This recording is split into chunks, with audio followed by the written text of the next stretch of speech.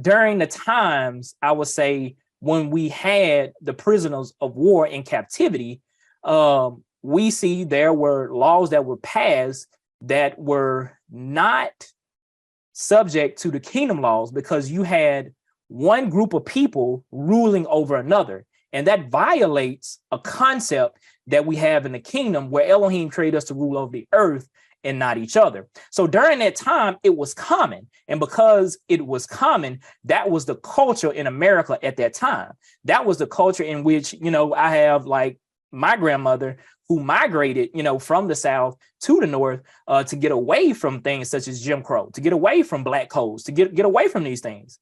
And they were actually able to purchase land back in the South, once they moved back. But that those things had to happen because that was the law of the land, and that was the way that America had its culture. Now, many people say, well, that was the past. Why should we focus on that? Because we don't want to fall victim to the same trap. We take that idea and we look at today. What today is not of the kingdom, but we see it today and it's legal in America and apparent in our culture. All right. And because so many people agree and are so held on to a political group that, really pushes what they've attached themselves to, they really become what we speak a lot here against that empowerment. They become a fan of that political party. And if you're a fan of something or somebody, then you follow them without fault. All right.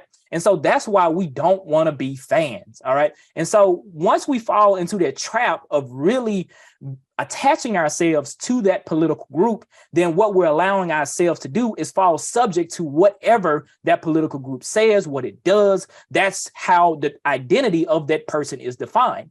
And we know that that's not how we are supposed to be defined. But that's one way that people are being tricked today.